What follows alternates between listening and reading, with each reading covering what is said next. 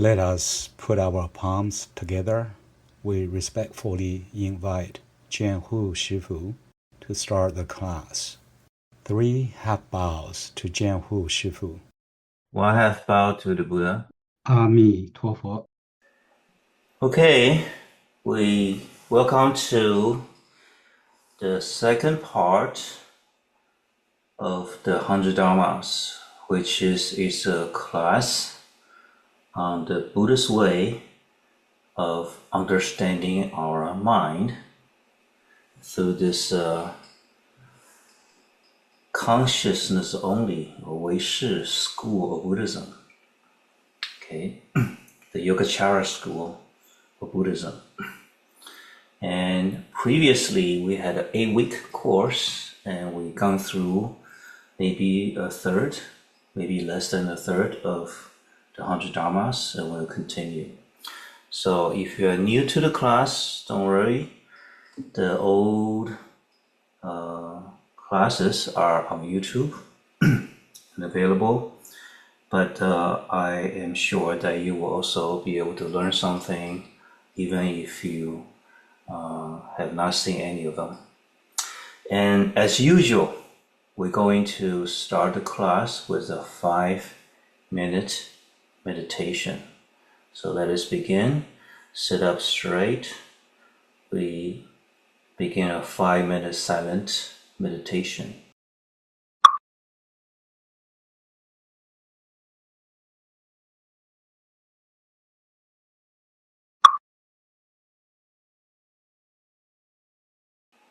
Now in Buddhist meditation, there are 2 main aspects. One is the concentration. The other is the mindfulness, the clarity of mind. We can focus on the breath.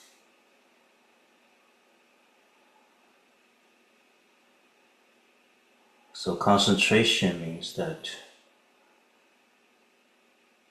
we don't think about anything else, but we are fully aware of the breathing taking place through our nose. And the mindfulness, the clarity of mind, means that you are aware of the details of each breath, each moment. The mind is in the present, always in the present, always aware, and trying to stay focused.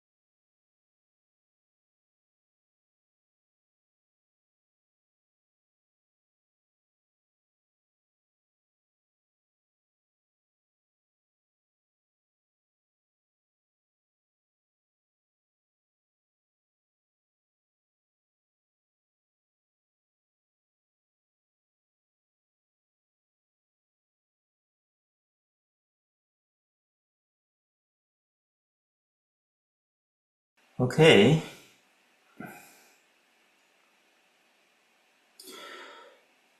I'm happy to see many old previous students remaining, coming on, and also hopefully there are also some new people. Please turn on your video camera if it's convenient for you. I see many black windows. Okay, so much better to see faces. So I'm not talking to a computer, huh? Okay, the name of the treatise is called Mahayana Shastra, on the door to understanding the 100 Dharmas. The 100 Dharmas are the Yogacarya school way of classifying everything in the universe into 100 things. 100 things. Of the 100 things, the majority, over half, will be mental factors about the mind. So you can see that the Buddhist practice and teaching, there's so much emphasis on the mind. So it becomes a great way to help us understand or even analyze our mind. And it is a classic text written by Vasubandhu. He lived in India, considered a great Buddhist master. He lived maybe 1800, 1700 years ago, long time ago. Okay, it was translated by the Chinese master Xuanzang, and the English translation and the notes that you are seeing right now are produced by myself. Okay, and we keep updating this lecture notes as the class continues. Okay, so we begin the class with this recitation of the sutra opening verse, sutra opening gatha. Namo Shakyamuni Buddha, Namo Shakyamuni Buddha, Namo Shakyamuni Buddha. The Dharma, infinitely profound and subtle, is rarely encountered even in a million kalpas. Now we are able to hear, study, and follow it. May we fully understand the Tathagata's true meaning. Okay. I think it's actually realized. Fully realized. Okay. So since this is the first class in this round of 8-week classes, we should read the text together, okay? Let us read the text together. As the World Honored One has said, all dharmas are devoid of self. What are all dharmas, and what is devoid of self? All dharmas are summarized into 5 classes. 1. Mind dharmas. 2. Mind associated dharmas. 3. Form dharmas. 4. Mind dissociated dharmas. 5. Unconditioned dharmas. The order is such because those in the first class are supreme, the second are concomitant with the first, the third are projections manifested by the first 2, the fourth are distinct from the first 3, and the fifth are revealed by the previous 4. The first mind dharmas class comprises 8 kinds of consciousness. Eye consciousness, 2 ear consciousness, 3 nose consciousness, 4 tongue consciousness, 5 body consciousness, 6 mind consciousness, 7 manas consciousness, 8 alaya consciousness. The second mind-associated class comprises 51 mental factors divided into 6 groups. 1. 5 universally active factors. 2. 5 specific factors. 3. 11 wholesome factors. 4. 6 primary afflictions.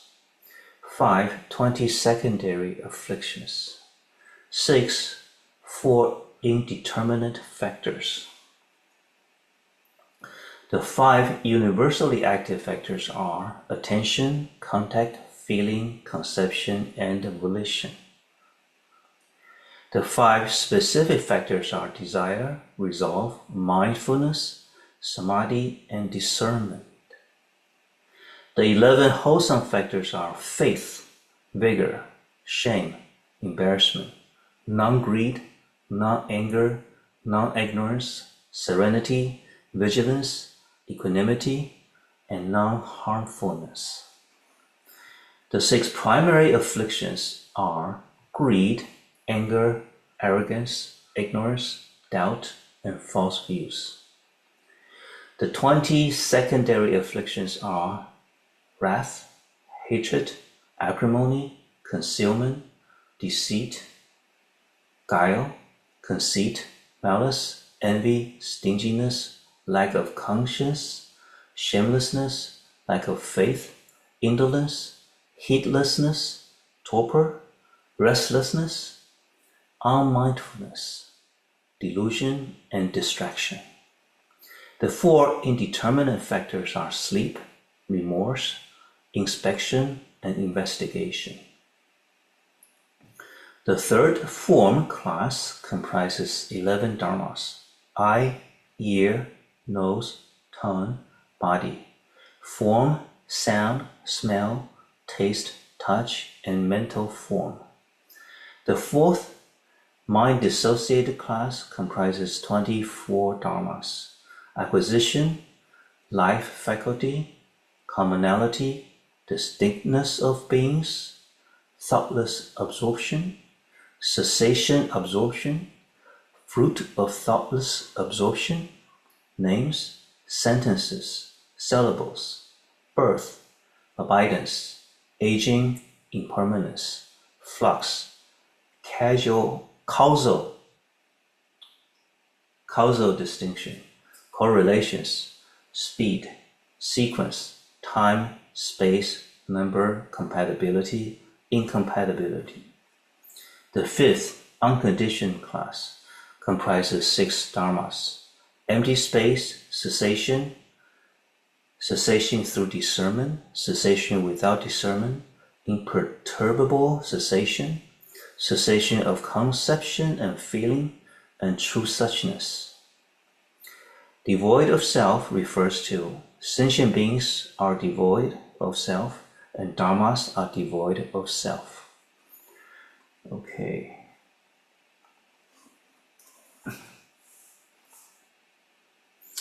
So some of these terms you are quite familiar with, and many of these terms are fairly new and need to be explained. Okay, so as a quick review of what we covered previously, the 100 Dharmas, or the classification of everything, basically are divided into these 5 classes. What's called the mind dharmas, that refers to the 8 types of consciousness. So these are the kings, the major dominant forces in our mind. Okay, and mind-associated dharma, these are the 51 mental factors. They refers to the various mental states. And so this mind dharmas and mind-associated dharmas actually form a very elegant, relatively simple internal structure of our mind. So we have the consciousness, which are like kings ordering, what to do. And the mental factors, 51 mental factors, mental states, work with the consciousness. And the 51 factors work with all of the 8 consciousness, but in different combinations and in different situations. So that leads to countless possible combinations. Okay. And the third class, form dharmas, refers to physical world, physical objects, including our body, and the outside world. So you may have noticed that there's only 11 form dharmas. So we're not so interested in a detailed classification of the physical world, but only what is important for our Buddhist practice to achieve enlightenment.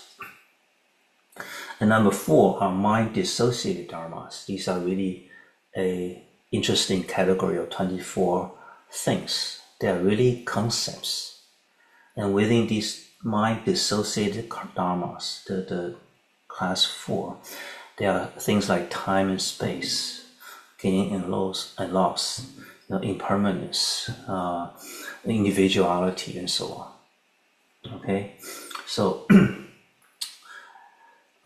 we probably won't be able to cover the class 4 in this round of classes. Maybe we definitely need a third round. And finally, the 5th class, unconditioned dharmas. These are what we want to achieve that state of unconditioned being, so that we are freed from our traps and our conditions. If our happiness or how we are, our state of being is conditioned, that means we are not really free. We are subject to these conditions, whether they are random or not random. We are subject to control by others or by the environment. Okay, so unconditioned dharmas is what we need to understand and realize. So if the 5th class is unconditioned, that means the first 4 classes are all conditioned dharmas. They are subject to various cause and effect. Okay, for example, how my life is influenced by other people and the environment. So my life, my current life, our current lives are conditioned. And when we don't see this clearly, then we suffer. We're not happy. Okay, so of the conditioned phenomena, the most important are the mind and mind associated dharmas, to understand our mind, basically. Okay, to understand our mind. By the mind, there are 8 types of consciousness: eye, ear, nose, tongue, body consciousness. These sensory related consciousness are relatively simple. So what the eye can discern, what the ears can discern. And then there's number 6. 6 consciousness is a true master in terms of manipulating all the mental factors. So all our emotions, all our judgment are related to the 6th consciousness. Okay, so to understand the 51 mental factors is really to understand the 6th consciousness. Okay, and also the 7th consciousness and 8th consciousness are special constructs that you don't find anywhere else. The first 6 types of consciousness and most of the mental states, anybody who studies the mind, like Western psychology, would have ideas or studies, if not the same structure, but they will study issues, these mental factors. Okay, but the 7th consciousness and the 8th consciousness are a unique construct of the Yogacara school in Buddhism to help us understand how our mind works and how we go from one life to the next life. How the karma is, so to speak, transferred. Okay, gets to be sustained and developed through different lifetimes. So the seventh consciousness is also the ego self. It's the part of our mind that has recognized a false self and taken that to be ourselves. Okay, so we explain that in the first round, first part of this 100 Dharma classes in detail. Okay, and the eighth consciousness is a warehouse, like part of our mind that contains all the past impressions. We call it the karma seeds. Karma seeds. Everything that happened to us in this life previously and in all the previous lifetimes, the seeds are in the eighth consciousness. So in a way, we never forget. Our mind never forgets, even though our sixth consciousness, our daily operating consciousness, forgets a lot of things. Okay, forgets easily. So that leads to some very interesting, a very interesting system to help us understand how our mind works. And so those in the first class are supreme. These are of major importance in understand ourselves, our mind, and our life.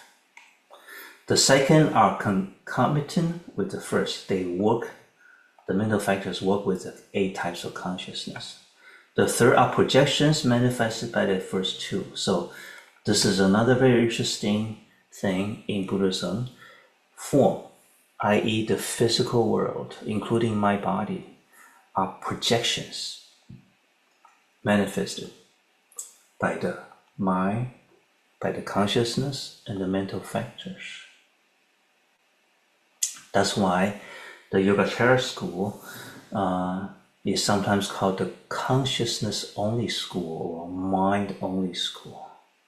In other words, in this worldview, mind is the most important thing, and the physical world is a construct, a projection of our mind. Right? The fourth are based on but distinct from the first 3. So these concepts, 24 concepts, important concepts, that sometimes we think are real things, like time and space, when we think they are real things, but they are mental constructs. So these mental constructs are based on the first 3. In other words, how our mind interacts with our projections, the physical world. When our mind interacts with the physical world, then we create these higher level concepts that we use every day. But we need to realize they're not reality. They are constructs, mental constructs. Okay? So just in this very first part, we already have a lot of information. A lot of information is conveyed by the first couple paragraphs. Okay? So previously, we talked about the 5 universal active factors. Do you remember what are the 5 universal active factors? What does that mean? What does that term mean? That term means that whenever we have a mental experience, these 5 mental factors are present. Okay, what are they?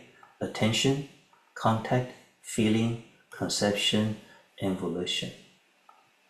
Yeah? It is even larger. That may help. The 5 universal active factors are attention, contact,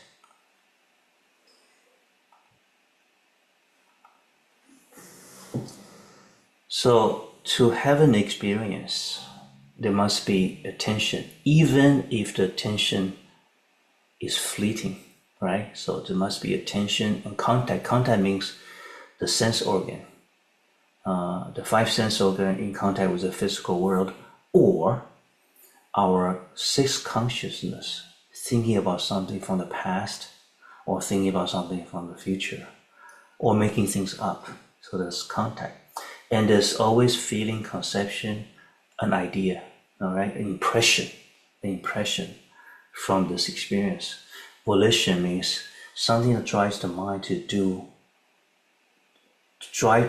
do something next. So what happens in the next moment is caused by volition. So once you have an experience, what happens next? What drives the mind to go on to the next part is the volition. Okay, so they are universally active. That doesn't mean that they are always on. Okay, only when we have an experience, when we notice something, when we are experiencing something, when we're eating something, you say, hey, this tastes good. When we're talking to somebody, when we're thinking of something, when we are getting emotional, right? When we're planning something, when we are trying to figure out a problem, all these experiences involve the five universal factors. Yeah. Now we're exploring that how among these, the feeling and conception and volition, they all play a crucial role in our life, right? How we feel about something. Whether we like it or dislike it. And what our conception is kind of like the first impression, right? The first impression of this experience, or a first impression, not necessarily in terms of time, but in terms of our most basic impression of what's going on.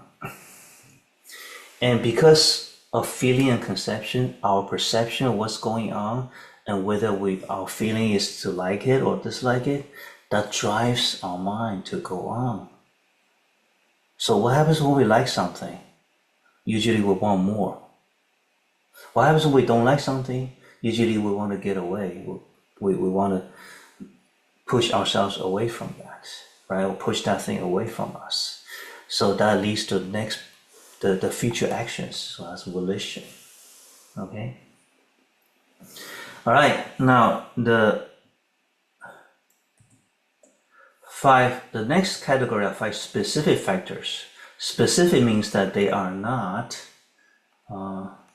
always present in every situation, but if the situation needs it, it is present.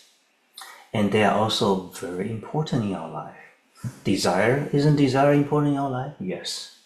But remember, desire has gotten a bad name in Buddhism, right? Desire is the cause of all suffering. It deserves it. But then there are also wholesome desires, and they are also important. Okay, that's sometimes overlooked. So they are wholesome desires, but often unwholesome desires. Unwholesome meaning that these kind of desires lead to some consequences that's unpleasant, that makes us suffer. Okay, resolve means that I determine on something. Mindfulness, of course, that is the key thing in all of our Buddhist practice. Be mindful. Yeah? Samadhi is a high level of concentration, or a more than usual level of concentration. A state of concentration, put it this way. Okay, discernment is also crucial. Discernment is the basic ingredient in our intelligence, in our judgment, in our understanding or misunderstanding. Okay, so whenever we understand something, that's discernment working correctly. Whenever we misunderstand somebody or something, then that is also discernment at work, but then it has made a mistake. Okay, so discernment is a very sharp, two-sided sword. Okay, And we also cover the 11 wholesome factors: faith, vigor, shame, embarrassment. Non-greed means anything opposite of greed. So these are very important. There are 3 roots of all good, 3 roots of all wholesome mental states. And it's expressed as non-greed to be a wider to have a wider coverage. Anything that's not greed, including somebody who's just not greedy, or somebody who's very generous, from greed to generosity, to great generosity, to immeasurable generosity. That's all part of non-greed. Okay, so non-anger means somebody, who is not easily angered, to somebody who is very, very compassionate, very helpful, who wants to help everyone. Okay, somebody who is very tolerant of when people are angry at them, they can handle it really well. That's also this wide range of mental states and activities are all part of non-anger. And non-ignorance, anything opposite of ignorance. So non-ignorance can mean a small little bit of real understanding, or it could mean somebody like the Buddha who understands everything correctly. Okay, so non-ignorance. So you can see that how these 3 form the basis of all wholesome mental states and how wholesome actions. Okay. Now, serenity, vigilance, equanimity, and non-harmfulness. Non-harmfulness is just a special type of non-anger. So here we see a mental state that is really a special case of another mental state. All right, but it is so important that we bring that special case out and call it one of the 51 mental factors. Okay, so non-harmfulness means someone with that mental state is someone who doesn't want to hurt anybody. Someone who doesn't want to hurt anybody, doesn't want to offend anybody, doesn't want to take advantage of anybody. The opposite of that is harmfulness, right?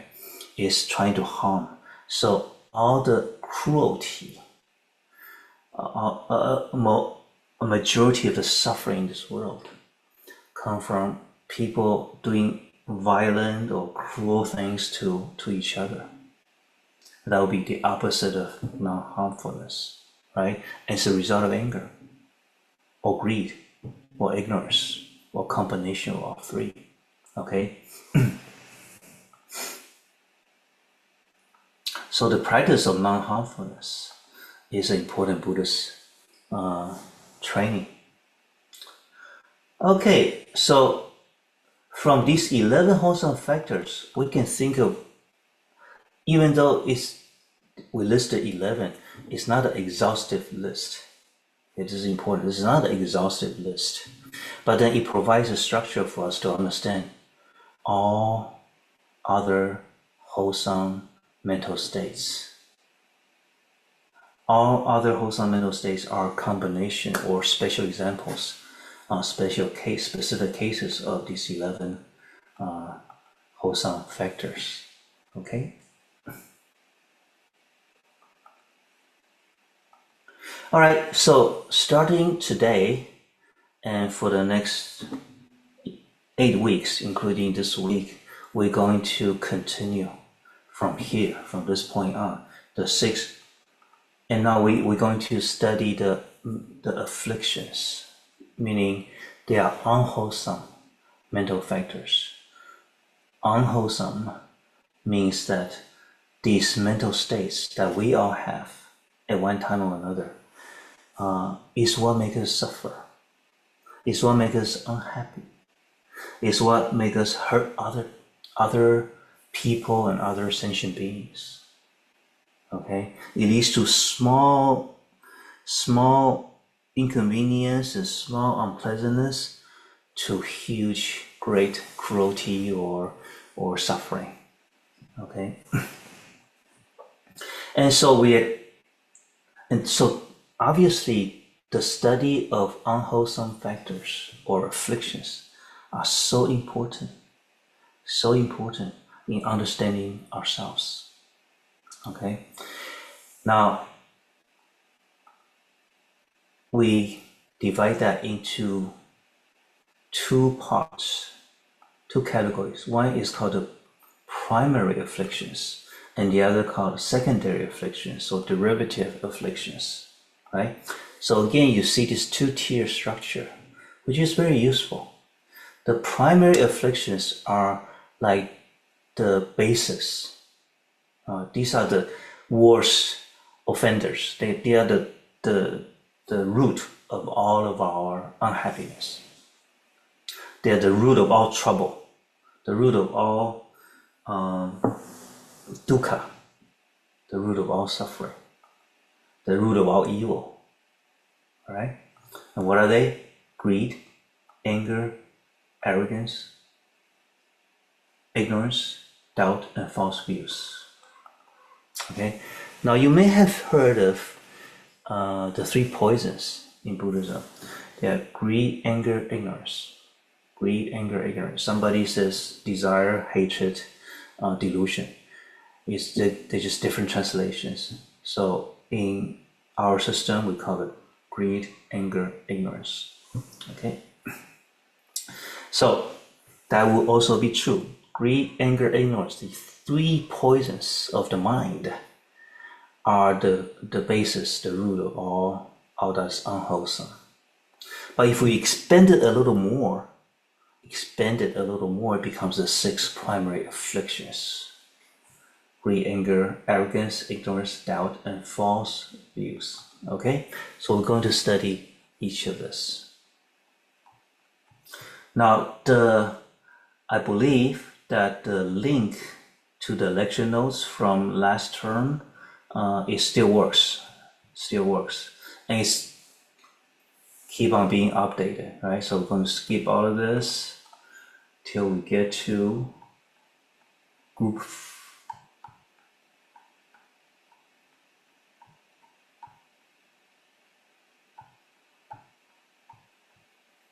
And we cover a lot of stuff in those 8 weeks. Okay. Group 4, primary afflictions. All right. Make it bigger.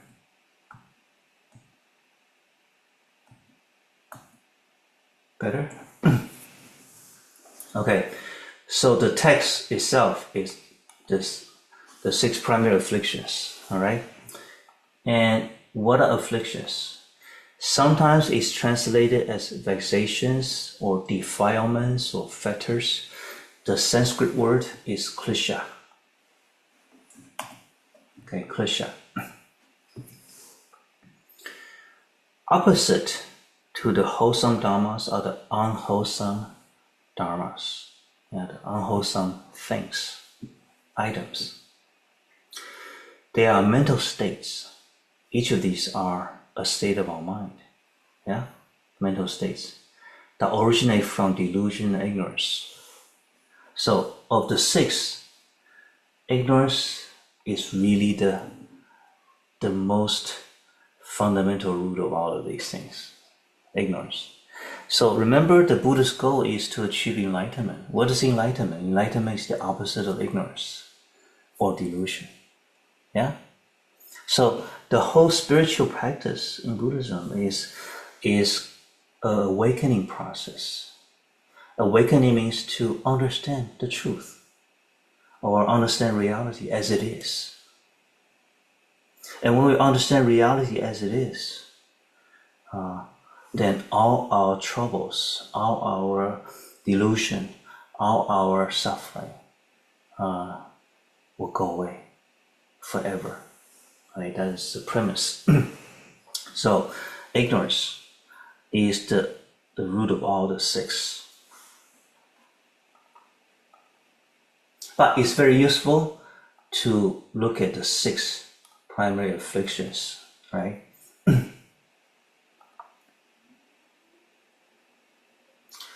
They delude, they vex us, they make us troubled, they disrupt our mind. Let me ask you a question. Today, has your mind been disturbed? Have you feel disturbed? Have you feel that your mind is unsettled? Maybe a little bit of restless, maybe a little bit anxiousness, unsettling, disrupted, not at peace. Yeah? So that can happen every day. Whenever that happens, you can be sure that these 26 afflictions are at work. In particular, some of the six primary afflictions are happening, are present during those times when you are not peaceful, not happy, even if it's just a little bit worried. Okay? So they disrupt the mind, causing it to lose peace, become emotional, or if more serious, agitated, worried, fearful, stressed, or depressed. In addition, they lead the mind into harmful actions that generate suffering. Yeah? So the primary motivation for Prince Siddhartha to embark on the spiritual search, which became the Buddhist teaching, right? He became a Buddha, is how to alleviate suffering in our people, find a solution, right? And so he realized that people suffer because of the harmful actions dictated by our mind, from everybody's mind. Our mind thinks in a certain way, and that lead to certain actions that lead to suffering in this world.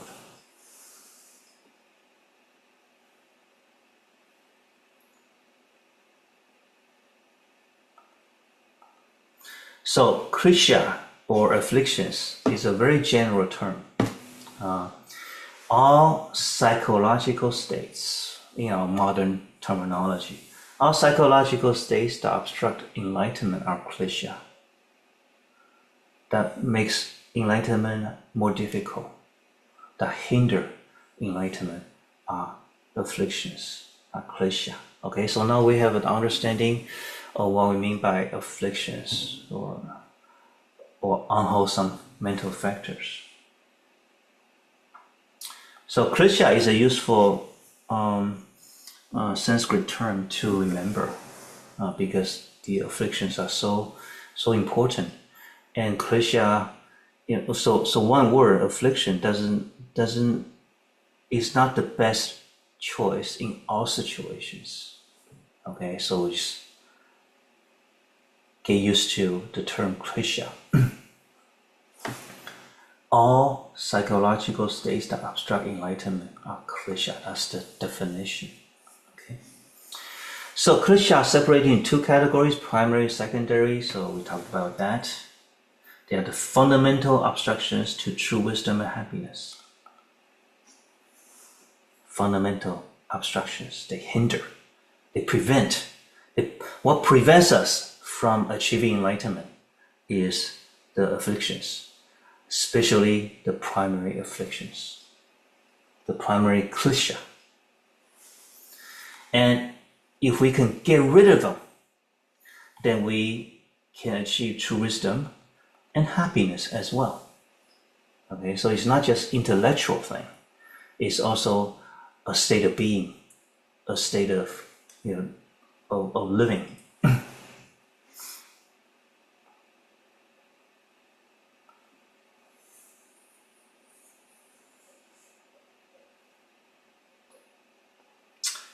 Here's a quote from Shiragama Sutra. It says, when the king sent, they should be sent, right? When the king sends his soldiers to destroy the bandits that disrupt the land, they must know where the bandits come from first. So this line is actually using an analogy. The king refers to our mind, the mind dharmas, right? Sends his soldiers to destroy the bandits that disrupt the mind. They are the afflictions. So we need to use the right mental factors to counter the unwholesome mental factors, the klishas. Yeah, we must know where the bandits come from first. You need to find the source. Primary afflictions are the source. So this is really beautiful because we are handed the answers. If any of us, were to find the source of all of our unhappiness, imagine what a huge task that is. I could be doing research or investigating or thinking or philosophizing all my life for 50 years, 80 years. I may not have a clue or may not get very far. But here the answers are handed to us. The 6 primary afflictions. And as a bonus, the 20 secondary afflictions, all clearly outlined for us. Okay, it's a blessing. So let's look at them one by one. First, greed. Now, in this overview class, the 100 Dharmas is an overview treatment to Buddhist psychology, to the Yogacara school. There are deeper knowledge that we won't be able to explain within the span of this class. But there's already a lot of things to learn. So it's really good to have these foundations down before we can, if you're interested, you can delve into the further constructs that help us understand how to achieve enlightenment through working with our mental states, and how our mental states come to be able to construct the physical world and the relationship between that. Okay. All right. So number 1 is greed. It's put there in the first position for a very good reason. You can say that greed or desire is what drives our life, right? What drives our life. Now, look at your life. Is there more happiness or is there more suffering? If there's more happiness, that may mean that you are using your desire in the right way more than the wrong way. If there's more unhappiness, then that means we are using our desire in the wrong way more than in the right way. Okay, so greed. Now, earlier in the 5 specific factors, we talked about desire already, right? So greed is a form of desire, but it's the unwholesome form of desire. Yeah, so we use the word greed. Greed, desire, craving, raga. Its nature is defiled attachment. So I'm quoting a classic text in the Yogacara school, called Chen Wei Shi Lun, or the building the understanding of consciousness only. Okay, so its nature, referring to greed, its nature is defiled attachment to existence and the resources for existence. Its function or activity is to obstruct non-greed and to generate suffering. Okay, let's take that apart. First of all, existence, attachment to existence. Yeah. So what is existence? Existence is the living form we take on right now. So you look at the screen, there's a monk here. His name is JianHu Shifu, right? Shifu is my title as a Buddhist monk. JianHu is the name that my Shifu gave me when I became a monk. All right, I have a secular name, but that's not important. Now,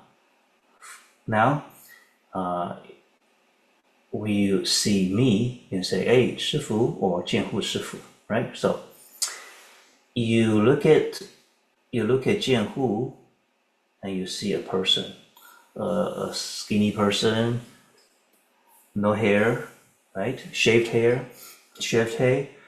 and wears a Buddhist monk robe, right? So that is the form you perceive, right? And for me, this body of mine and what I have done so far in my life, what I do every day, that's the living form that I take on in this lifetime. Okay, in the triple realms. So a part of Buddhist cosmology, there's a realm of desire, a realm of form, and a realm of formlessness.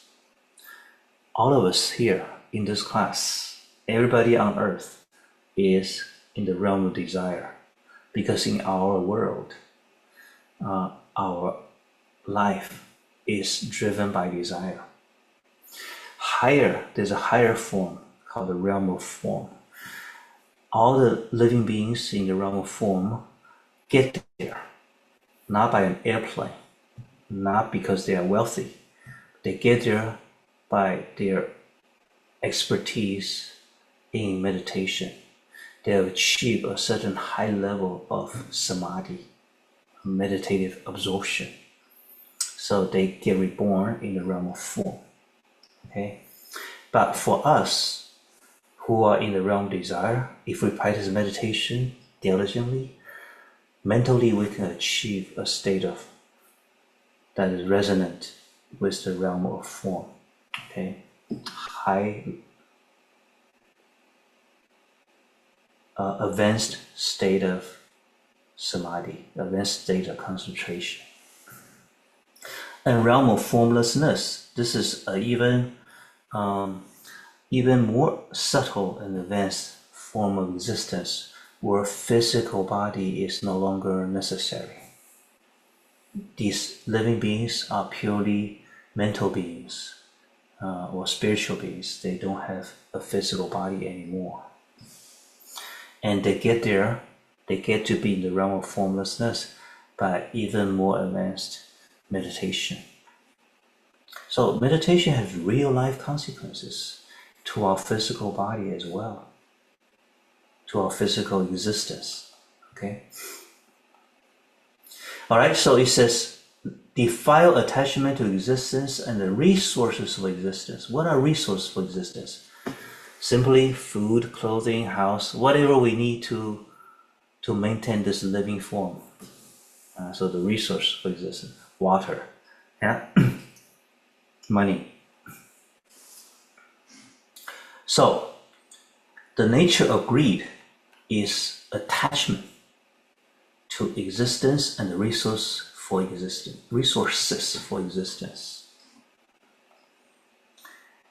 Are we attached to our life?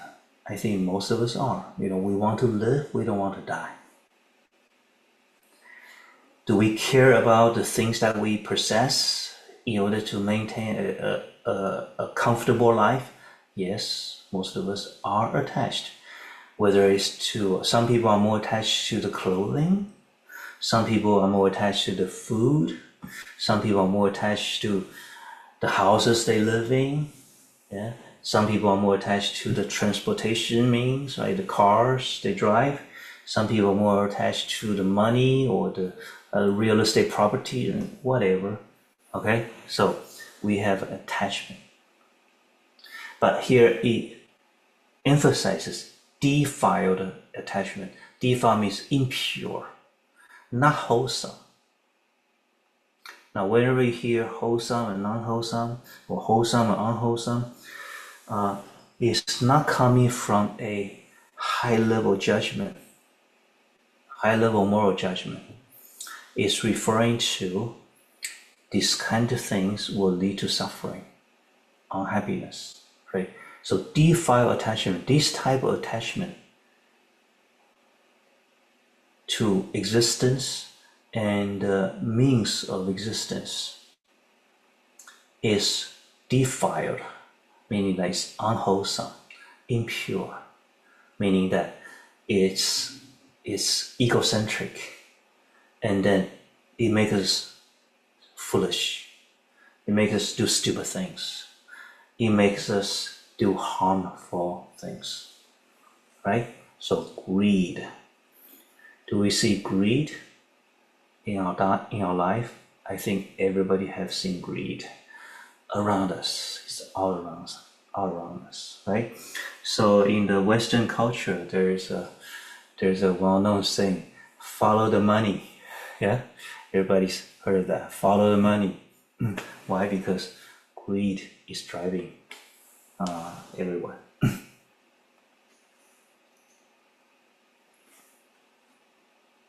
So it's nature. So this is a definition in the 100 Dharmas, or actually in the Yogacara school.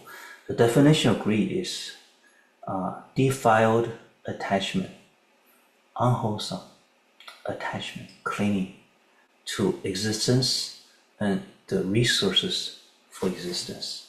Okay, so what seems like a very academic term, does it make sense now? So let's close our eyes for 1 minute and just to reflect on this sentence.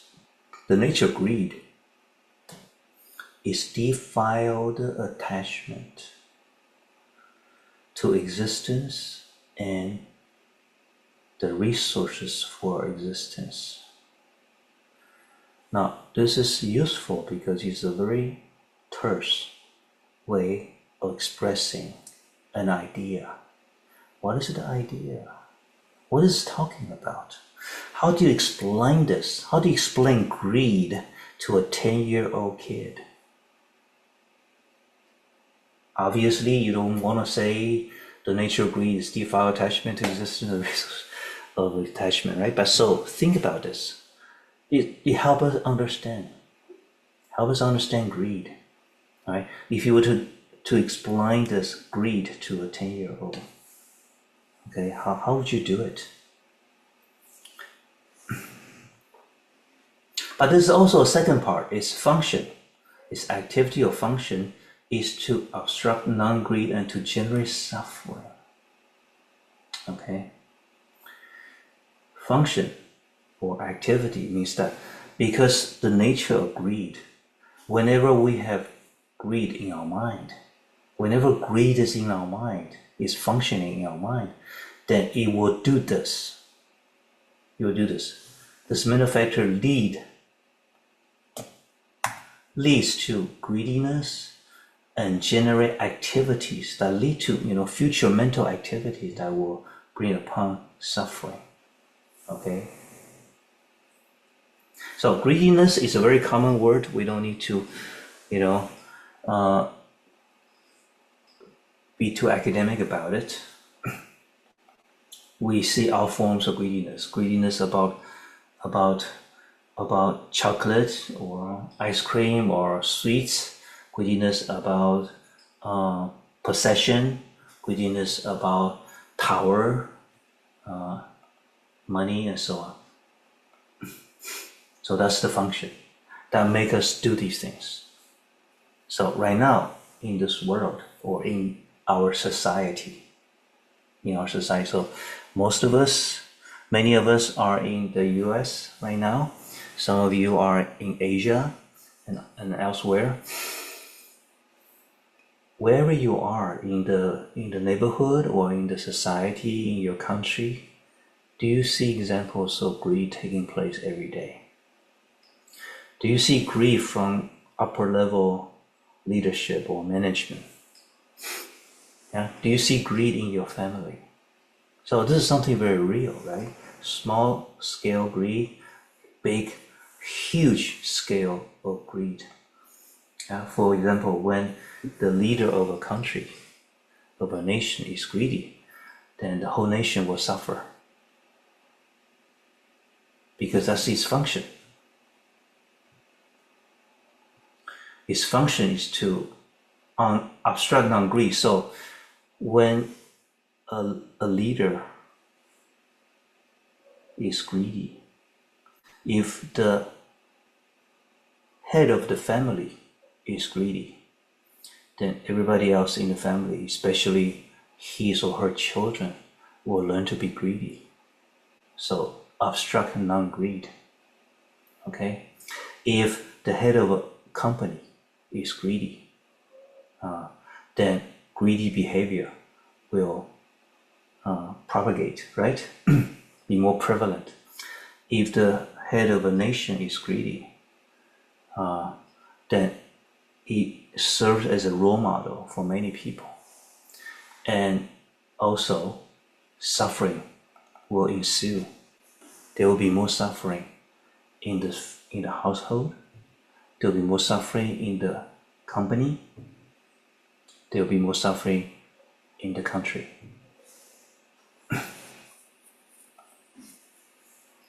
All right, question for everyone.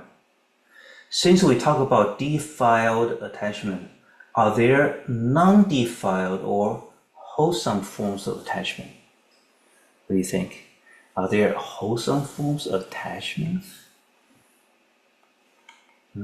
How about let us open up for a minute, since we've been talking for an hour now. Let's think about this. Are there wholesome forms of attachment? Can attachment to something ever be good? Anybody want to talk or chat? You can write in the chat box. Let me see. Is there a chat?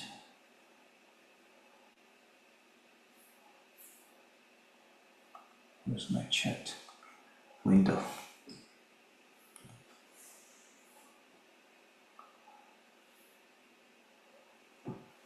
Okay, Greg, raise your hand, please.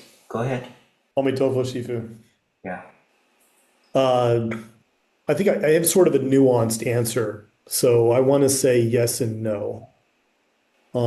Because I think that there are forms that we think are good and they could lead in what seems to be positive directions, like, for example, dedicating your life to studying the Dharma, eating healthy, exercise, sleeping well. However, I think that any form of attachment can lead to suffering, though. You could be disappointed when you didn't achieve that sort of result that you're trying to get. So, yeah, I think it's all in the same boat. It's just whether one is more immediately harmful or other one maybe less. Okay. Okay. Anybody else?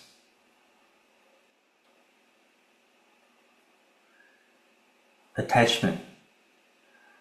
Attachment means we cling to something, but that something can be a goal, right? Can be an objective. For example, are all of you committed to participate in the class every week for 8 weeks? Now, if you're committed, would that be a wholesome form of attachment? Would that lead to suffering? Okay, so yeah, nothing is one-sided or right and wrong, or so clean-cut. Things are just not so clean-cut. So the nuanced answer is usually a good thing. It means that you think about things from both sides, right? So if we go back to earlier in the 5 specific mental factors, one of them is desire, right? And Shifu said greed is a specific form of desire, meaning that desire can be a wholesome desire and unwholesome desire. Do you remember what is an example of wholesome desire to have?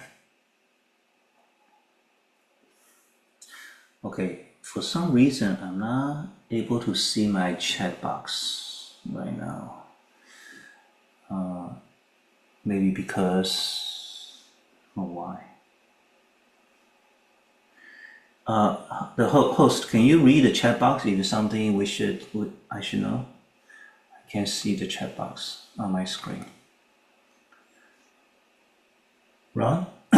Ron? Sure, Shifu. I think Shifu's question is about whether attachment can be wholesome. I believe the responses are more about different type of attachment. First one is attachment to propagating the Buddha's teaching. Second, chasing for enlightenment. Third, no way, attachment is the root of suffering. Next one, attached to become liberated. Attachment to one's newborn parents, spouse, siblings, etc. Attachment to always being right. Okay. All right, so these are good examples. One is attachment to being liberated, to spread the Dharma. So for example, I am committed to teach the Dharma, right? That's why I'm having this class. Obviously, I have to be here every week. You don't have to. I wish you would, but you don't have to, but I have to, right? So I'm committed. So commitment is a form of, you can say it's a form of attachment. But then can this attachment lead to suffering? Yeah. Right? It can also lead to suffering if I'm overly zealous about it. Okay, if I get very attached to everybody attending and I start taking roles like in school, and then I call you up if you don't show up. That's gonna cause me a suffering and you suffering too, right? Even though fundamentally it's a good thing. So even a good thing, if we become too attached, we should be committed enough to a good thing, right? But then if we become overly zealous, then that can turn a good thing into not so good. Okay, so that's obvious, but it's important to think about. Attachment to being right. So you probably have met people who is so attached to being correct that I'm always right. I must be right. Yeah, and if you disagree with me, then you must be wrong. Or another form of attachment to being right is that I'm always on the side of justice, and it's any form of injustice, then I cannot allow it. It makes me, sleepless. I cannot go to sleep if I see some injustice. Well, it's very good to want to work on, being fair and then righting the injustice. But then if it makes you unable to go to sleep, you lose sleep over it, then there's the issue here, right? Okay, attachment to our parents, to our sibling, to our family. Obviously, everybody have this attachment. But so then, what makes this attachment turn into what makes this attachment leading to suffering? Is when we grow up, right? Our life eventually take on different paths. So people split from the family. You go away, you start your career. Now, if you become too attached to being together, then that may cause suffering. So wanting to keep the family together is a good thing, fundamentally, generally. But then we should also recognize that there are conditions, situations where separation may be good. When the child is ready for college and then he or she get into a really good college, hundreds of miles away. I actually know some parents who doesn't want their children to go because I don't want them to be so far away. Okay, so that might hinder the motivation, the desire, the learning of the child, right? Okay, so even a good thing, so being committed to a good thing, it is fundamentally good, but then we don't want to go overboard, right? Now, obviously, when we are attached to a bad thing, to unwholesome dharma, that's called defiled attachment, and that leads to suffering. Okay? Why don't we take a 3-minute break? Silent. You can do a 3-minute meditation, or you can take a restroom break.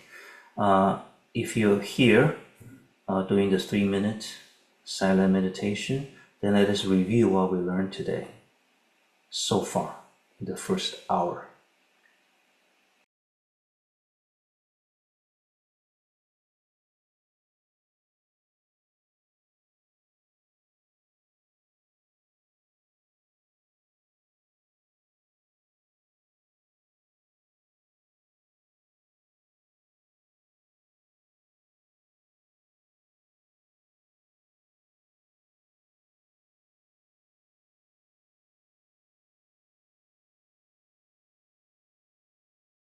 So without looking at any notes in your mind, trying to run over what we just talked about.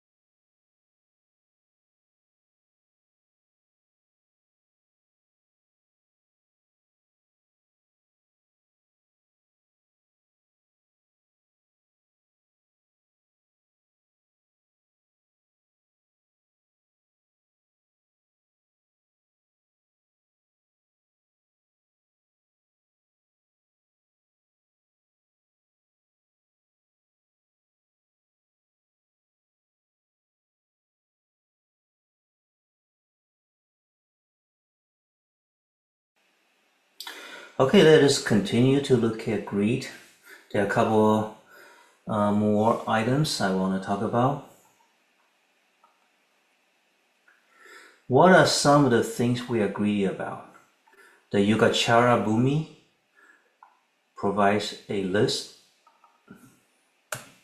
of 10 objects of greed.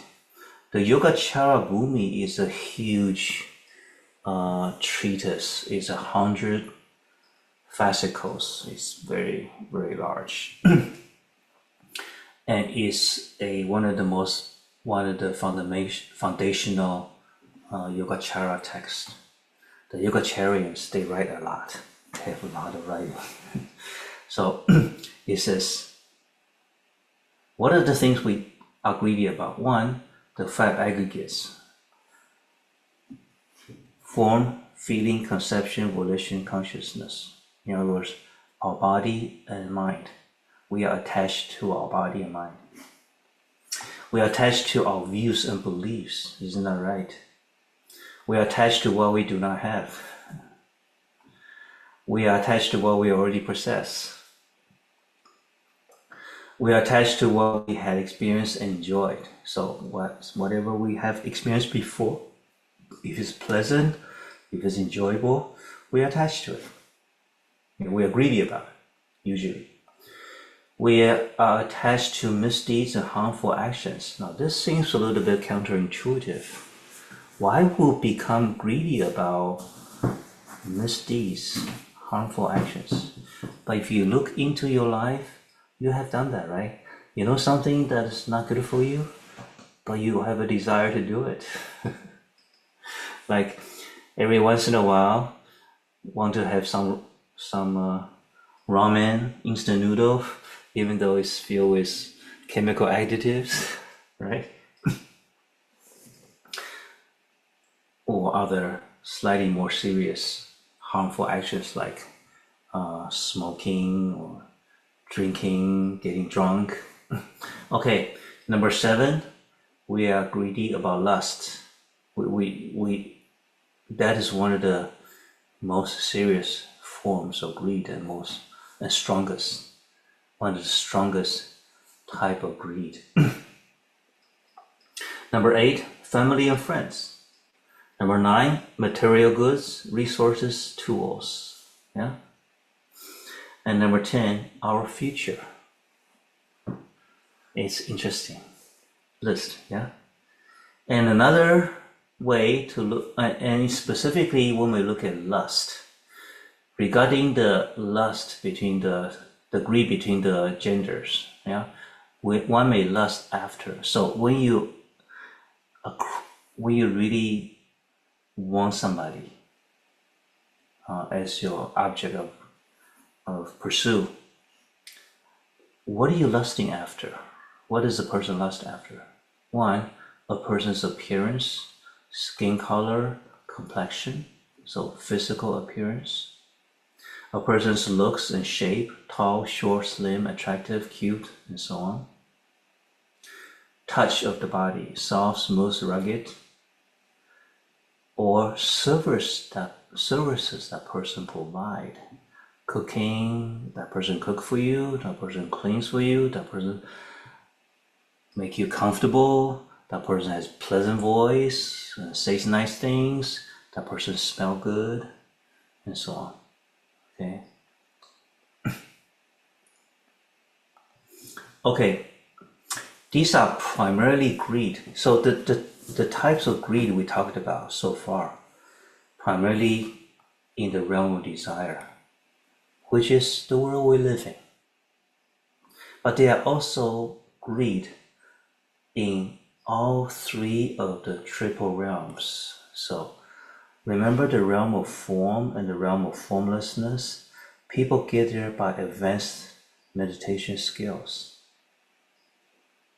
Okay, what do they care about? When they achieve that advanced level of samadhi, they don't care about sex or ice cream or houses, money. They don't care about those things anymore. They care about, for example, clinging to meditative joy.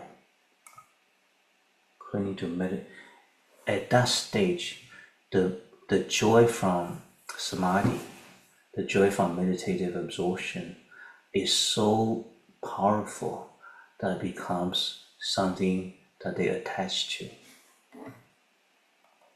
Can cling to very subtle samadhi joy. So same samadhi joy but more subtle in the realm of formlessness. They can also be greedy about it. And remember, greed obstructs enlightenment. It brings suffering. So even for very advanced meditators, greed about meditation, or actually greed about the resulting joy of meditation, can hinder our practice. All right, meditation to overcome greed. The standard Buddhist practice to overcome greed is called impurity meditation. That is, briefly, this is a subject that deserves a lot of teaching. Okay, so Shifu have not devoted any detail to the impurity contemplation or impurity meditation. We may do that next year. Meditate on details of various impurities of the body. So we become attached to this body, which is a very strong form of greed or lust. But if we were to see the truth about the body,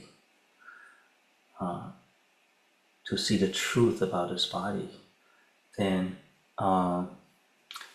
you can overcome that lust or that greed. For example, I just learned recently that there are little bugs, mites, face mites, that come out at night of your face. They live inside the pores of your face. They breed and they live in your face. And then they come out at night and mate and then eat. And that's why sometimes when you sleep, you'll feel a little bit itchy on your face. There's no way to get rid of them. They've been living with human beings for thousands and thousands of years. They don't hurt you. They don't spread germs. They don't make you sick, but they co-live with you. There are lots of little bugs that live with you all your life. You can't, no matter how you wash your face, you can't kill them. They're part of you. Okay, question. So we don't have time to talk about impurity meditation now, but here's the question. If one simply practices knowing without judging, which is something that Shifu has been teaching since the beginning, well, previously, but also since the beginning of this year, right? Being in the present, being in the present moment. So I devoted 4 months of meditative teaching on that. So if you practice being aware, being in the present, knowing without any judging, would this be effective in dealing with greedy tendencies that we have? Would it? There's no simple answer. It really depends on each person, okay? For some people, it can be very effective. But for others, it doesn't work. It doesn't work. The reason it doesn't work is because the type of greed that you have just make it difficult to have progress when you just practicing knowing. Okay, so when you recognize that, you want to do specific countermeasures like impurity meditation. Contemplate on the impurity of the body, of the face, of the skin, and so on. So fundamentally, this should work, but then at various stages in our life, it may not be so effective. Okay, let's move on to the second, anger. We're going to spend more time. We're going to talk in more detail about the 6 primary afflictions. When we have that details, we can go more quickly regarding the 20 secondary afflictions. I hope that in these 8 weeks, we'll be able to cover all the 26 afflictions, okay? So the second one is anger or hatred or ill will. So as you can see from these translations, it covers a wide range of mental states. Small little bit of resentment to huge, very strong and powerful anger and hatred, okay? Its nature is hostility and resentment toward suffering and the instruments of suffering. Its function is to obstruct non-anger, to create an unstable state of mind and body, and to serve as a basis for unwholesome deeds. Okay, so again, let us take it apart.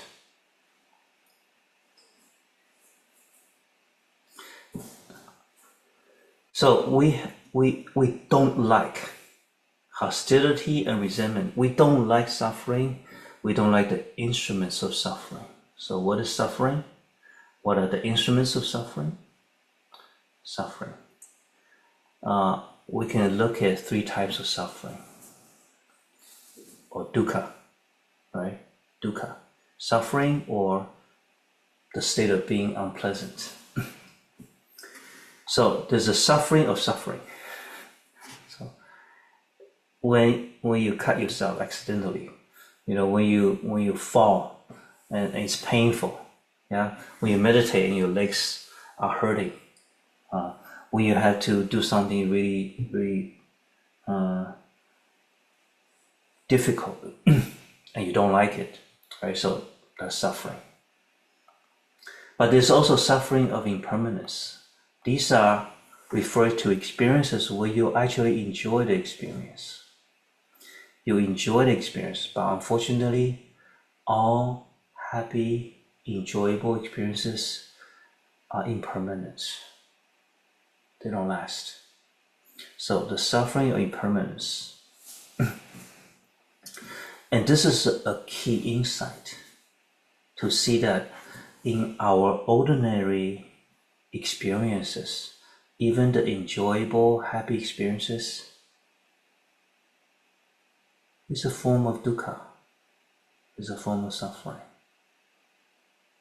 Now, this is not being pessimistic, this is being realistic. And this insight should drive us to search for something more sublime, something that transcends the ordinary experience of pleasure, something beyond our ordinary everyday experience, to find that true happiness. Okay? And the 3rd type of suffering is the suffering of conditional existence. Conditional existence. That term may sound very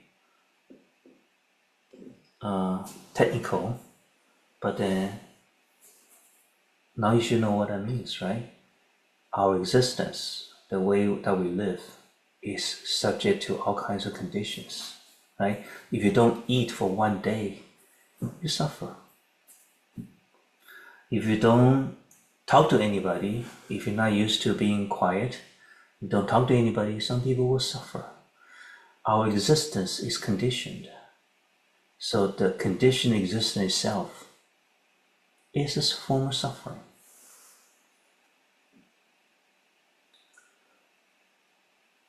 What are instruments of suffering? Refers to the instruments, conditions, or objects that bring about physical and mental suffering.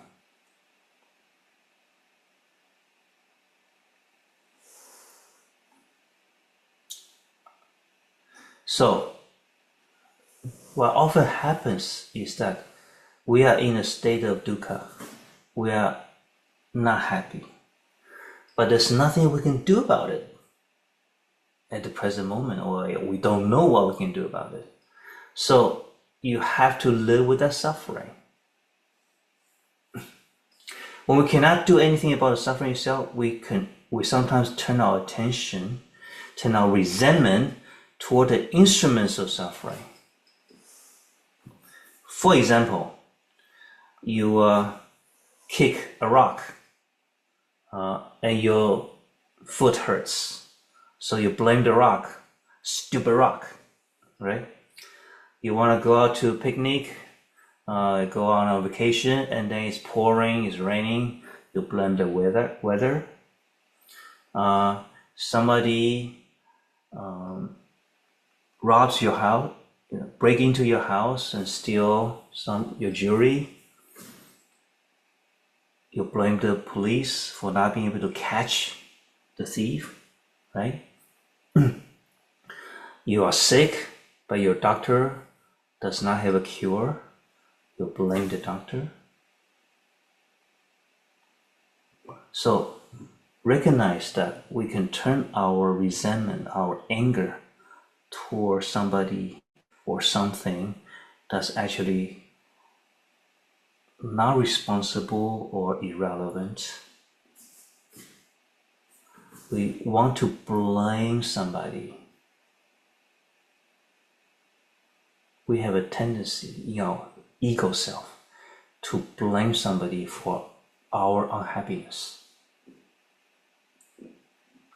And when we cannot do anything about that somebody, the object of our blame, then we turn our blame or turn our anger toward others, toward somebody surrounding it. Okay, maybe you have been such a subject. You have been blamed. You have been resented. Somebody vent their anger on you, even though you are not directly responsible. It's a common phenomenon, right? So anger,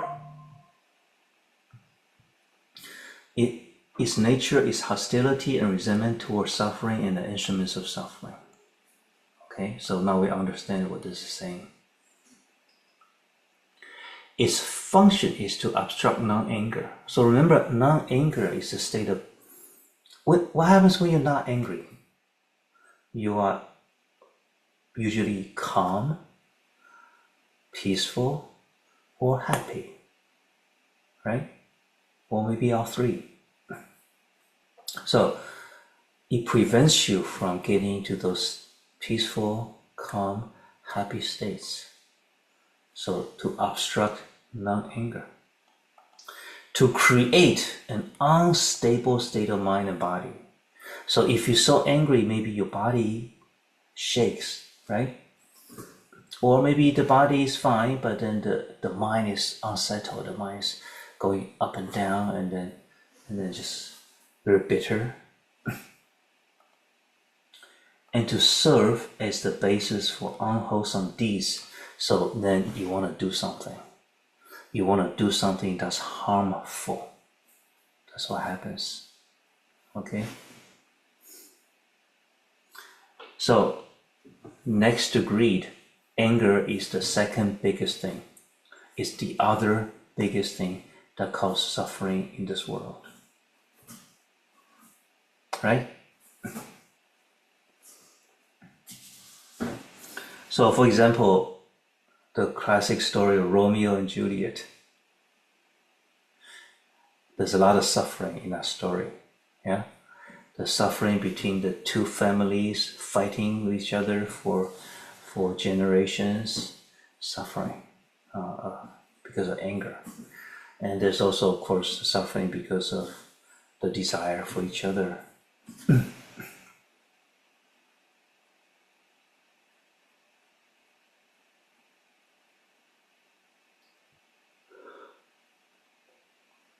Among the 20, okay, so we mentioned that we turn our anger towards suffering itself or the instruments of suffering. So question, what is the actual source of suffering? And what is the actual source of suffering? Since many people think that I'm suffering because of you, because of them, because of this and that. But Buddhism will have a different answer. What is the actual source of suffering? So think about that. Oh, here's an interesting bit of knowledge that I just discovered. According to the Ancient Analytical Dictionary of Chinese Characters, which is a classic text from more than 1,000 years ago. You know the Chinese characters, they are pictograms, right? They are like little pictures. They are not alphabetical. So the original meaning of the character for anger is to open eyes widely. To open eyes wide. When you're angry, your eyes open wide. Yeah, you look mean and scary. So it's very difficult to convey an emotion or a mental state, an abstract mental state like anger, right? So when the Chinese are creating characters for it, they use the facial expression, open eyes wide.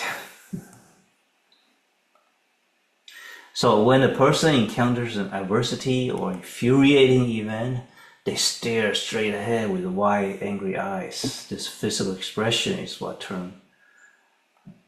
it's how the word anger in Chinese is made. Okay, among the 20 secondary afflictions which we will cover later part of the class, the mental factors of, I think I actually have a different translation now, wrath or ire, hatred, acrimony, malice, and envy, they are all direct derivatives or specific anger. So anger is such a vast state, such a broad state that special cases of anger are all important, are very important. We'll talk about that. An analytical exposition of dhyana. What did I do? An analytical exposition of dhyana paramita by Master Zhiyi. There's 3 types of anger. This is also interesting. Irrational anger, rational anger, or you can say righteous anger, and then disputatious anger. Okay, so irrational anger, anger that arises suddenly for no rational reason, even when oneself is at fault. So have you been the subject of irrational anger? You know, the person close to you, somebody who's interacting with you, somebody you know, become angry at you, and you don't even know why, right? Or you become angry and you don't even know why you're angry. Or you know that you are at fault, but then you are angry at the other person, even though you know you are at fault. So we do that, right? We do have irrational anger. Rational anger, anger that arises when others are at fault. So, you know, somebody actually did something to you that's unreasonable, right? So they are at fault. Or upon seeing injustice. Though the anger may be justified, you may call it righteous anger, it still is a hindrance to samadhi and spiritual cultivation. So even if your anger is justified, and it may motivate you to help bring justice, right? In that sense, that is good. But then from a different perspective, when you have that anger in you, it is an obstruction to our meditation and spiritual practice. So in other words, even when you see, even if you have been blamed unjustly, even if you have been targeted, you know, maliciously, even when you see some injustice and you want to do something about it, it is possible to do with a calm mind, free from anger. It's very difficult. It's very difficult, but it's doable. Okay? And the key would be to use the knowing mind instead of the conscious mind. Use the knowing mind, the mind of being present and aware without judgment. It takes a lot of practice. All right, the third type is disputatious anger, anger that arises in arguments or from clinging to one's own views and refusing to accept other views. You notice that when we argue with somebody, very quickly, the argument is not about the objective truth, but about proving you are right. Yeah, a lot of times when we argue with somebody, it becomes a defensive thing. I need to prove that I'm right. I want to see that you are wrong. Even though that person may be somebody very close to you, somebody you care about, we still, when we get into this argument, there's an innate need. Well, I shouldn't say innate. It's a conditioned. It's a habit. It's a habit from the ego self. I need to prove that I'm right. But again, with practice, with mindfulness, it is possible to stop, to catch yourself and stop. Wait, why am I arguing? There's no need to argue. I don't need to prove that I'm right to the other person. I don't need to prove that the other person is wrong. Okay, the numerical agama, which is part of the Theravada scriptures, it says, through innumerous eons, many Buddhas have come and gone, yet you have not encountered any of them, all because of the fire of anger inside you. So we are learning from the Buddha, but we are unable to see the Buddha. We miss the Buddha. We missed the Buddha 2,600 years ago. Why do we miss him? So 2,600 years ago, when Buddha was alive, where was I? Why did I not encounter, meet the Buddha in person and learn from him, became his student? Because of the fire of anger. Something to think about. Okay, finally, ways to overcome anger. Buddhism offers many, many ways to overcome anger. And so that's a very important part of the Buddhist practice, how to overcome anger. For example, compassion contemplation. So this is the primary meditation to overcome anger within ourselves and develop, not only to develop compassion, but to overcome my inner anger. Okay, so my teaching on Chant Compassion Contemplation, which is in our playlist, right? In the starting May and going through May, June, July, and August. Every Sunday morning meditation, the awakening hours, and a half-day meditation retreat, which is also being made available now. Shifu explains the compassion contemplation in detail. Okay. This first round of compassion contemplation is going to take us 4 months.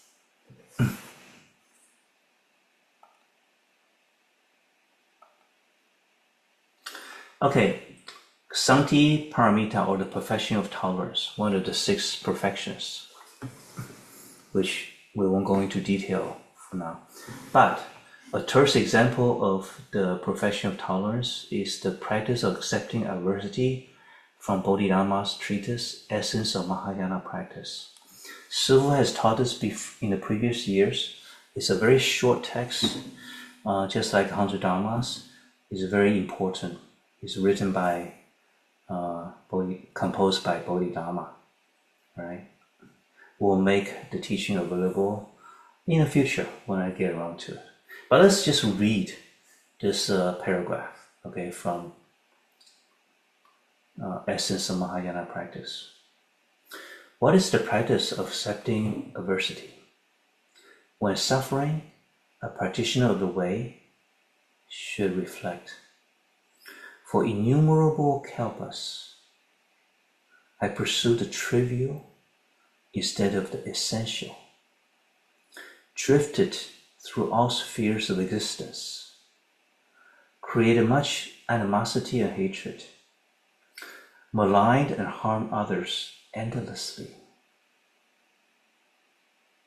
Even though I have done no wrong in this lifetime or right now, I am reaping the karmic consequences of past transgressions. This is something that neither the heavens nor other people can arbitrarily impose upon me. In other words, I brought upon the suffering to myself. Therefore, I should accept it willingly, without any resentment or objection. The sutra says, face hardship without distress. How is this achieved? Through thorough insight. With thorough insight of cause and effect, for example.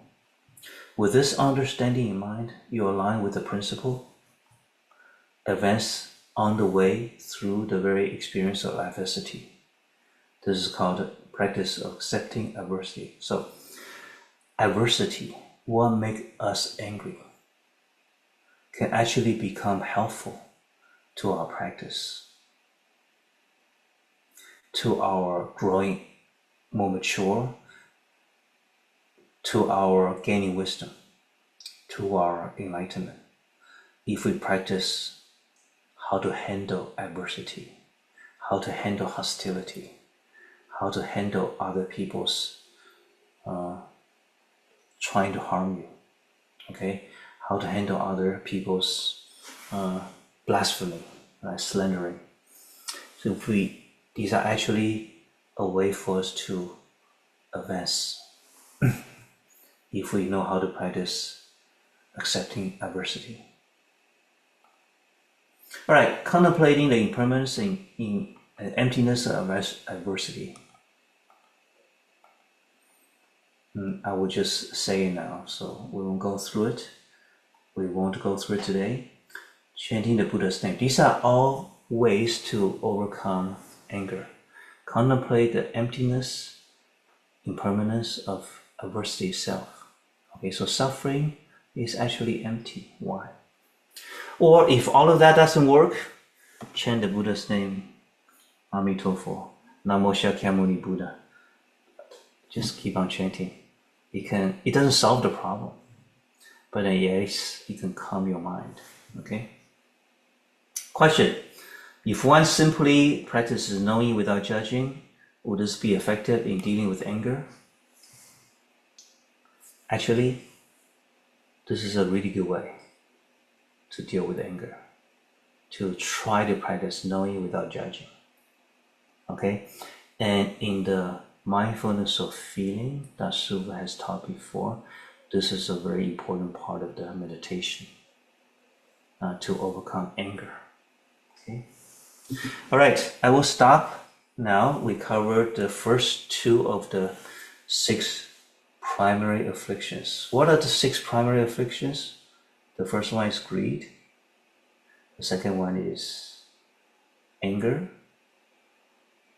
The third is arrogance.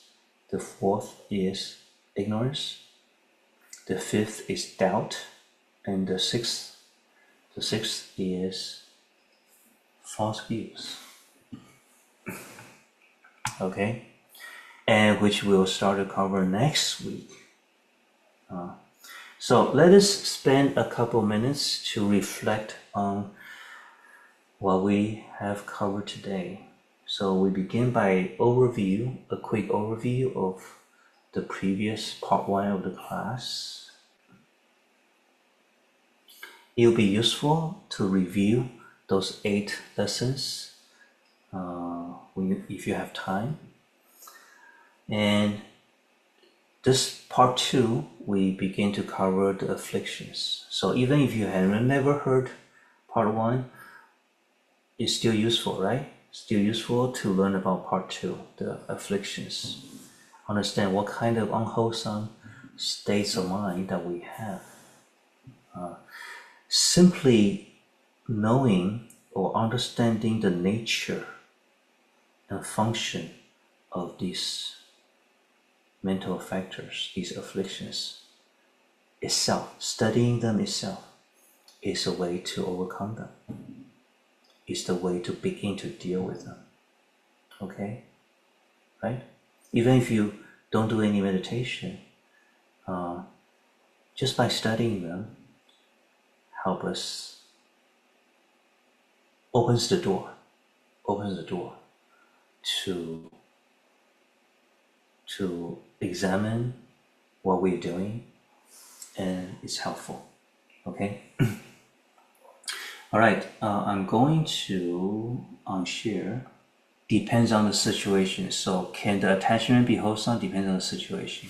Grasping, craving, need of the precious glazed donuts, subtle suffering. A haiku of attachment. Oh, this is a haiku.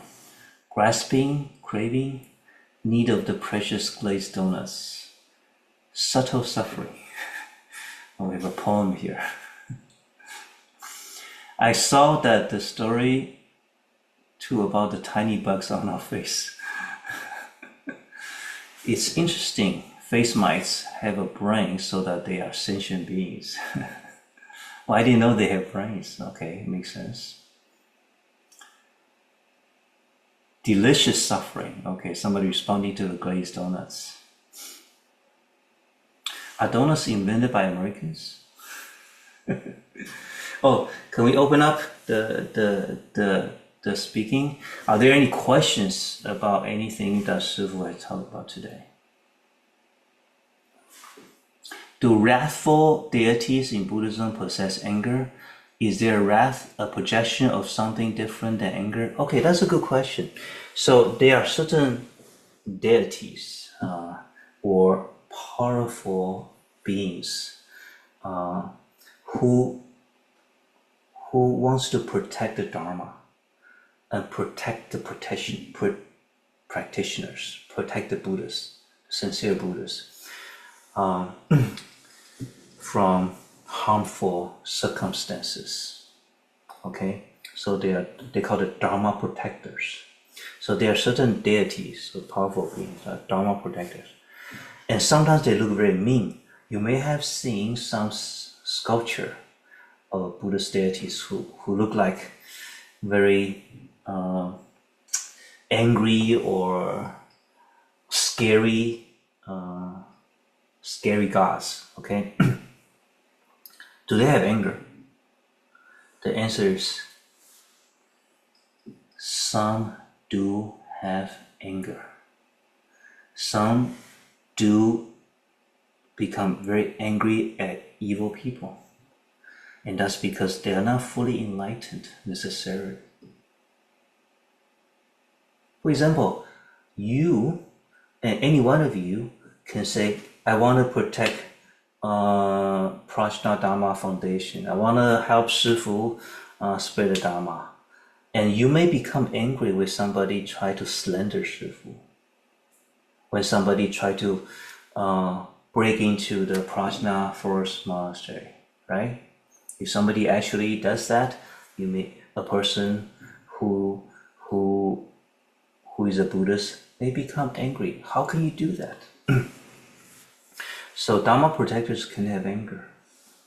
But then there are also bodhisattvas who appear as Dharma protectors, advanced Buddhist practitioners who appears to have anger, who sometimes scare off the evil beings, the nasty disruptors. But their mind is actually not angry. Within their mind, they're actually peaceful. Okay, so one of my favorite story was that at one time, my Shifu, Master Weijie, was ranting on one of his disciples. He was just saying how foolish that disciple is. That is a fellow monk. Okay, my Dharma brother. So he was ranting on him for like a few minutes, and I just got ordained as a monk not long before that. So first time I seen the Grand Master, looking like being angry. So I was really surprised. So this went on for a few minutes, and then so I finally, I was pretty scared.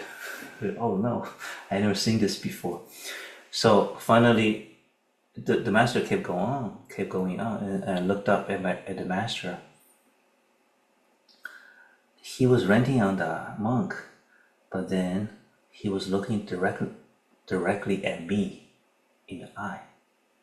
Okay, so that was a really strange experience. If it's renting on him, why is he looking at me?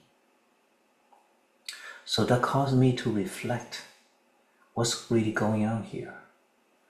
And I realized all the things that he seems to be saying of the other monk are actually my faults too. Actually, problems that I have. But then he may be pretending to be renting on a monk, but he was actually trying to wake me up. Hey, do you know you have these shortcomings? In an indirect way. Okay, so he's looking directly at me. He appeared to be quite angry, but then his eyes are so clear, so crystal clear and calm. Now, when you see an angry person, you look at their eyes are angry too, right? Angry eyes. So when the Grandmaster's eyes are so calm and clear, if you just look at his eyes, you wouldn't know that he was saying mean things. So then I realized the Master was not angry. It's a method of teaching. It's called skillful means. It's a method of instruction. Just like these Dharma protectors, these Buddhist deities, they may appear to be very scary, but then sometimes you have to be cruel to be kind. Yeah, but in their mind, they are not really angry at the person. They're using a method that they judge to be effective and beneficial to that person. Okay. For example, if you have a small kid who is being extremely naughty, you may have to be very firm and sometimes even a little bit loud to the kid. Make him a little bit scared to bring some discipline because he just wouldn't listen to you. He's just being totally irrational, right? Too small, too young. So you may have to force some discipline onto the kid. Not by beating the kid, but by some sort of firmness and sternness, and then not allowing the kid to play with the cell phone, right? You need to make him suffer a little bit. That's actually beneficial to him. Okay. All right. Oh, we are running out of time. Can we take one question? Maybe one last question, if there's any.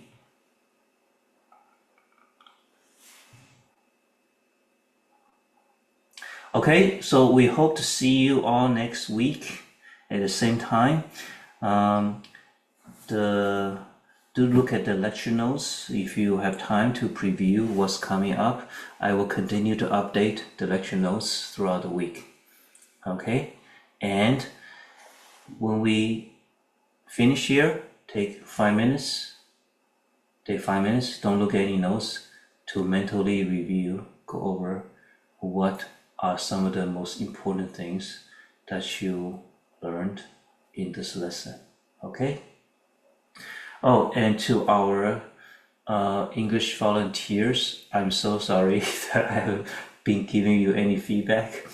I won't be able to do that this week either, but I will try really hard within the next couple of weeks to get back to our volunteer projects. Okay? All right, let us conclude then with the dedication. A dedication is a way to share the good karma that we have created today with others. So let us put our palms together. May the merits of our studying our mind together this evening be dedicated, be shared with all the participants and your family and friends, as well as all living beings, all sentient beings around the world. May you all achieve great wisdom. May we all understand our mind completely. May we all achieve true happiness. We also dedicate the merits to peace everywhere in the world. And we hope that people will be able to effectively deal with their greed and anger. Okay, see you soon. Sunday morning awakening hour at 6 a.m. California time, or next Tuesday. We put our palms together and thank JianHu Shifu with 3 half bows. 1 half bow to the Buddha. 阿弥陀佛。 Okay, take care. We'll see you soon.